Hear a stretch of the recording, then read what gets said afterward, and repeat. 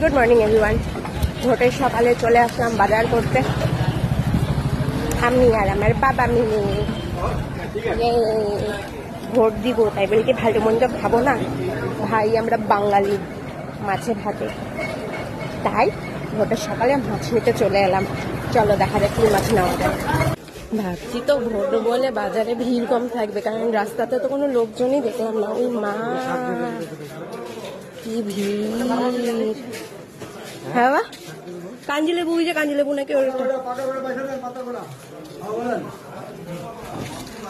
তো বাবা এখন ফার্স্টে লেবু কিনবে। এখন চলে এলাম মাছ বাজারে। দেখো কত বড় বড় মাছগুলো দামে ঢোকানো। তো এই মাছ বাজারে বাবা লেবু নিয়ে ঘুরছে, আর এদিকে আমি মাছের নাম জানি না, তাই আমি বাবাকে জিজ্ঞেস করলাম কি মাছ, কাতল মাছ। বাপরে কি দাম মাছের, বলার মতো আর কিচ্ছু নাই।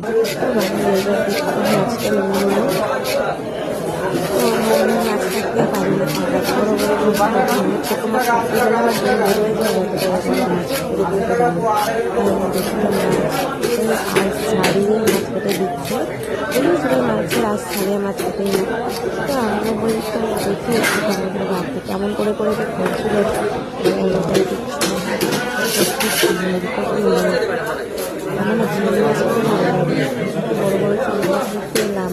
তো বাবা এখন যাচ্ছে বেগুন খুঁজতে, কারণ বাবার খুব শখ হচ্ছে যে বাবা বেগুন ভাজাতে ভাত খাবে। আর বাবা কালকে বাজারে এসে সারা হাটখোলা ঘুরে খুঁজে ফেললো, স্প্রাইট খুঁজে পাইলো না।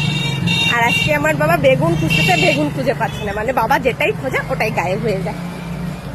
ফাইনালি বাবা বেগুন খুঁজে পালো।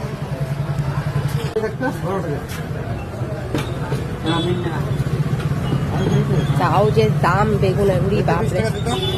বেগুন কিনে আমরা চলে আসলাম শাড়ির দোকানে শাড়ি কিনতে, কারণ বাড়িতে অতিথি আসবে, তাই তাদেরকে ড্রেস দিতে হবে। এতগুলো শাড়ির কালার, মার কাছে যেমন ওই কালারটা কোন শাড়িটা কিনবো, কোনটা নেওয়া হবে। তোমরা বলো তোমাদের কোনটা ভালো লাগে। আর আমরা তো নিয়ে নিলাম হলুদ কালারের শাড়ি, তোমরা জানো তোমরা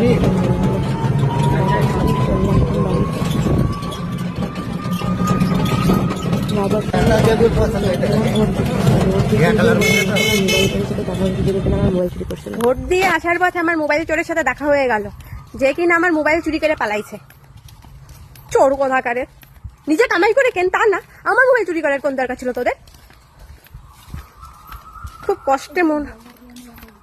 কষ্ট মনে নিয়ে আমি আজকে ভোটটা দিলাম, এত হাসি খুশি মনে গেলাম।